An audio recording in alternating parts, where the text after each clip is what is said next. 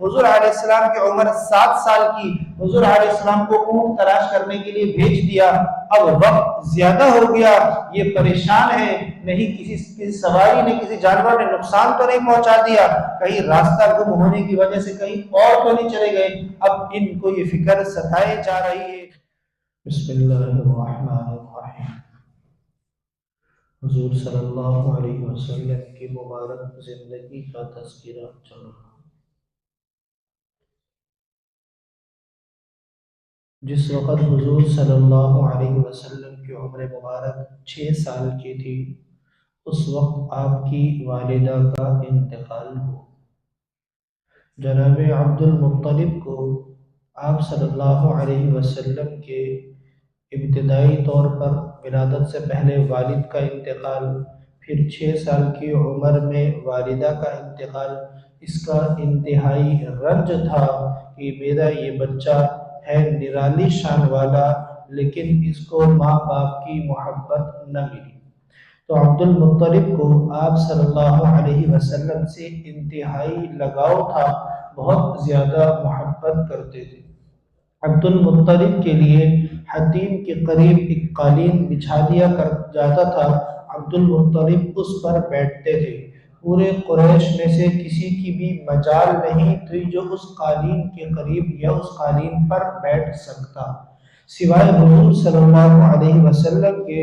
عبد المطلب فرماتے کہ میرے اس بچے کو چھوڑ دو، اس کی شان الگ ہے، اس کو کوئی کچھ نہ کہے۔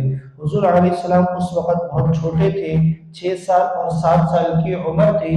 حضور علیہ السلام کا جب دل کرتا اس قالین پر بیٹھتے، جب دل کرتا اترتے۔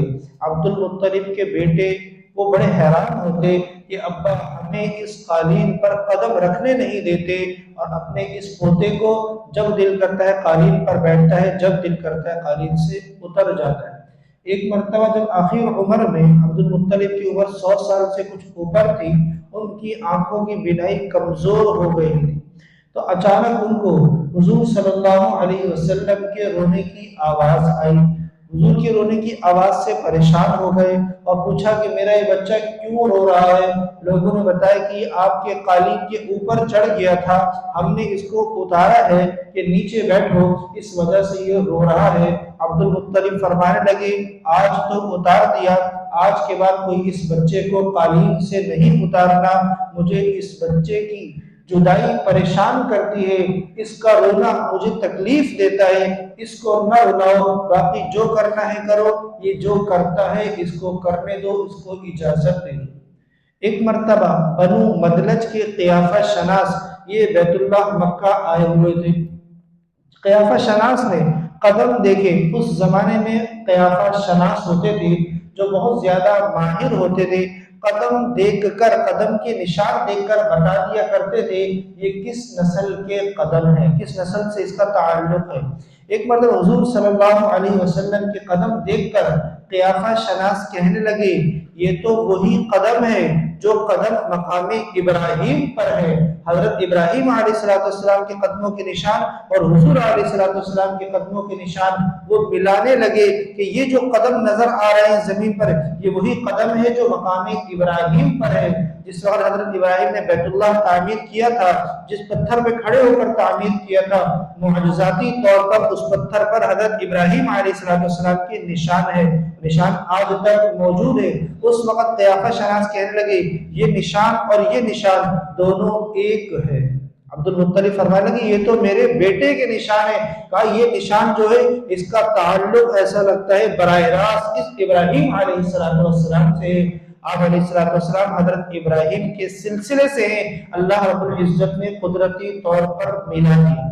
ایک مرتبہ عبد المطلب حجر اسود کے سامنے بیٹھے ہوئے تھے، نجران کے کچھ عیسائی یہ عبد المطلب کے پاس آتے ہیں اور کہتے ہیں کہ ہماری کتابوں میں یہ بات مذکور ہے کہ مکہ میں نبی آخر الزمان کی ولادت عنقریب ہونے والی ہے یا ہو چکی ہے، آثار ایسا بتاتے ہیں کہ نبی آخر الزمان یہاں عنقریب مبعوث ہونے والے ہیں، تم ان کو تلاش کرو، تم ان کو اگر پاؤ تو ان کے ساتھ ہو جانا۔ یہ نجران کے عیسائی عبد المطلب کو کہتے ہیں۔ اگر تم ان کو پالو تو ان کے ساتھ ہو جانا، ان سے محبت کرنا، ان کی مخالفت نہ کرنا، ان کی محبت تمہیں ساری دنیا میں اونچا مقام دلائے گی اور ان کی نفرت تمہیں ساری دنیا میں ذلیل و خوار کر دے گی۔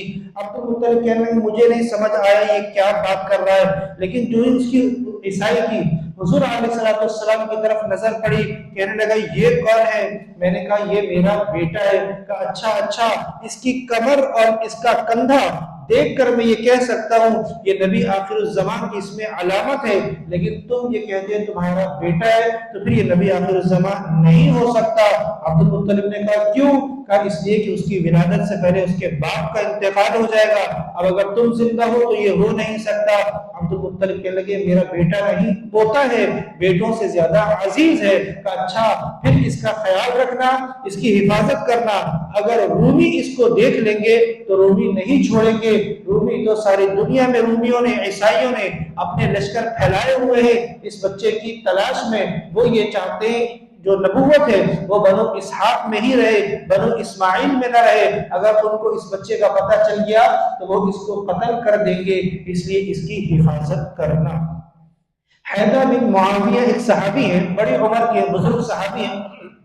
وہ ایک مرتبہ فرمانے لگے یا رسول اللہ جس وقت آپ بہت چھوٹے تھے میں بیت اللہ آیا تھا، مکہ آیا تھا، طواف کرنے حج کے ارادے سے میں آیا تھا، میں نے دیکھا کہ یہاں پر ایک انتہائی بزرگ شخصیت، قد ان کا تھوڑا بڑا تھا، وہ رو رہے تھے، سب قطار رو رہے تھے اور بس یہ کہہ رہے تھے کہ میرا بچہ مجھ سے ملا دے، اے اللہ میرا بچہ مجھ سے ملا دے۔ میں نے لوگوں سے پوچھا کیا ہو گیا، یہ کیوں رو رہے؟ انہوں نے بتایا کہ ان کے اونٹ گم ہو گئے ہیں اور انہوں نے اپنے پوتے کو اونٹوں کی تلاش میں بھیجا ہے، وہ اب تک آیا نہیں، یہ پریشان ہیں۔ پہلے ان کے بیٹے گئے تھے، وہ ناکام لوٹے، تو انہوں نے کہا کہ میں اپنے اس بیٹے کو بھیجوں گا۔ حضور علیہ السلام کی نسبت کر کے عبد المطلب نے کہا یہ جائے گا تو میرے اونٹ بھی لے کر آئے گا، اس لیے کہ میں نے ان کو جب جہاں بھیجا ہے میری مراد کبھی ناکام نہیں ہوئی، ہمیشہ میری مراد پوری ہوئی ہے۔ حضور علیہ السلام کی عمر 7 سال کی، حضور علیہ السلام کو اونٹ تلاش کرنے کے لیے بھیج دیا۔ اب وقت زیادہ ہو گیا، یہ پریشان ہے، نہیں کسی سواری نے، کسی جانور نے نقصان تو نہیں پہنچا دیا، کہیں راستہ گم ہونے کی وجہ سے کہیں اور تو نہیں چلے گئے۔ اب ان کو یہ فکر ستائے جا رہی ہے۔ حیدر بن معاویہ فرماتے ہیں میں نے دیکھا تھوڑی ہی دیر میں ایک بچہ آتا ہے اور اس کے ساتھ اونٹوں کا پورا ریوڑ ہوتا ہے۔ جناب عبد المطلب اس کو دیکھ کر خوش ہو جاتے ہیں اور کہتے ہیں یہ میرا بچہ بڑی شان والا ہے، جہاں بھی جاتا ہے ہمیشہ کامیاب لوٹتا ہے، دنیا اس کے ساتھ ہوگی، کامیابی اس کے ساتھ ہوگی۔ رقیہ بنت ابو سیفی عبد المطلب کی بیوی ہے، فرماتی ہے بیت اللہ میں ایک مرتبہ مکہ میں بہت زیادہ قحط پڑا، لوگ پانی کے لیے ترس رہے تھے، پانی کا ایک قطرہ بھی ہمارے پاس نہیں تھا، قحط سالی بہت زیادہ تھی، چاروں طرف بالکل قحط ہی قحط تھا، سبزے کا نام نہیں تھا اور پانی سے ہمارے جانور بھی، پانی نہ ہونے سے ہمارے جانور بھی مر رہے تھے۔ پھر قریش میں سے ایک شخص نے خواب دیکھا، خواب کیا دیکھا کہ ایسے شخص کو بیت اللہ میں لے جاؤ جس کا قد لمبا ہو، جو رنگ کے اعتبار سے گورا ہو، پنکھیں جس کی بہت زیادہ گھنی ہو، بھویں جس کی دونوں جانب سے ملی ہوئی ہو، ایسے شخص کو بیت اللہ میں لے جاؤ اور اس کو کہنا اپنی پوری نسل کو لے کر جائے، بیت اللہ میں لے جا کر پہلے بیت اللہ کا طواف کرے، پھر بیت اللہ میں دعا کرے، پھر جبل ابو قبیس پر چلے جائے، اللہ بارش برسا دیں گے۔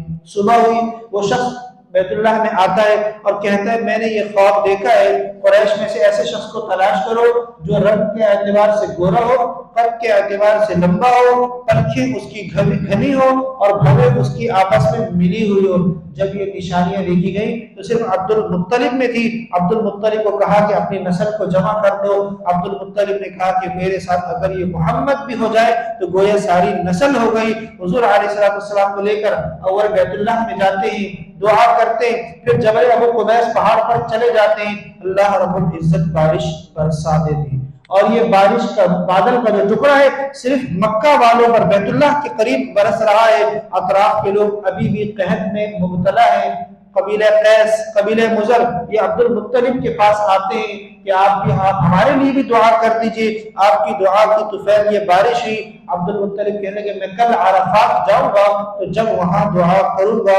حضور علیہ السلام کو لے کر جاتے ہیں اور عرفات میں حضور کے واسطے سے دعا کرتے ہیں، اللہ قبیلہ قیس اور قبیلہ مضر وہاں پر بھی خوب بارش برساتے ہیں۔ تو عبد المطلب اس وقت بھی کہتے ہیں میرا یہ بیٹا بڑی شان والا ہو۔ ایک مرتبہ آپ صلی اللہ علیہ وسلم کی آنکھوں میں تکلیف ہوئی، آنکھوں میں بہت زیادہ درد ہو رہا تھا۔ لوگوں نے عبد المطلب کو بتایا بازار عکاظ میں ایک عیسائی ہے جو ہر وقت اپنے گرجے صومعہ میں رہتا ہے، اس کے پاس آنکھوں کے درد کا دم ہے، وہ آنکھوں کے جب درد ہوتا ہے وہ دم کرتا ہے تو درد صحیح ہو جاتا ہے۔ عبد المطلب حضور صلی اللہ علیہ وسلم کو لے کر وہاں چلے جاتے ہیں بازار عکاظ، وہاں تلاش کرنے پر معلوم ہوتا ہے کہ یہ عبادت خانہ ہے، اس میں ایک عیسائی ہے جو دم کا ماہر ہے۔ جاتے ہیں عبد المطلب اس عبادت خانے پہ صومعہ کر دستک دیتے ہیں، اندر سے کوئی آواز نہیں، کئی مرتبہ آواز دی لیکن وہ عیسائی اپنی عبادت میں لگا ہوا تھا، وہ جواب نہیں دیتا۔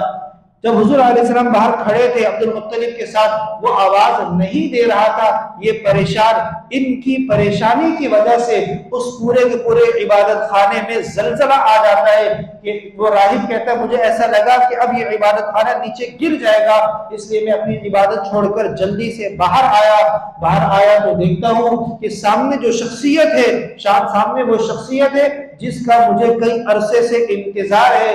میں نے کہا کہ ان کی وجہ سے آج میں مر جاتا۔ عبد المطلب نے کہا میرے بیٹے نے کیا کیا؟ کہا آپ آواز دے رہے تھے، ان کی پریشانی لگتا ہی ہے کہ آسمان والے کو گوارا نہیں، اس لیے اس نے اس پورے میرے عبادت خانے کو ہلا دیا، اگر میں باہر نہ نکلتا تو یہ گر جاتا اور میں مر جاتا۔ تو عبد المطلب نے کہا میں آپ کے پاس آیا ہوں اپنے اس پوتے کو لے کر دم کروانے کے لیے، آنکھوں کا دم کر دیجئے۔ وہ کہنے لگا میں ان کو دم نہیں کر سکتا، ان کا علاج ان کے پاس ہے۔ عبد المطلب کہنے لگے اس کا کیا مطلب ان کا علاج ان کے پاس ہے؟ کہا ان کا لعاب پھونک لے کر ان کی آنکھوں میں لگاؤ، یکدم صحیح ہو جائیں گی، میں دم کرنے کی طاقت نہیں رکھتا۔ عبد المطلب نے آپ کا لعاب لیا، اسی وقت آپ کی آنکھوں میں لگایا، آپ کی آنکھوں کی بینائی صحیح ہو گئی، آپ کا درد جاتا رہا۔ عبد المطلب فرمانے لگے اس وقت بھی کہ میرا یہ بچہ نرالی شان والا ہوگا۔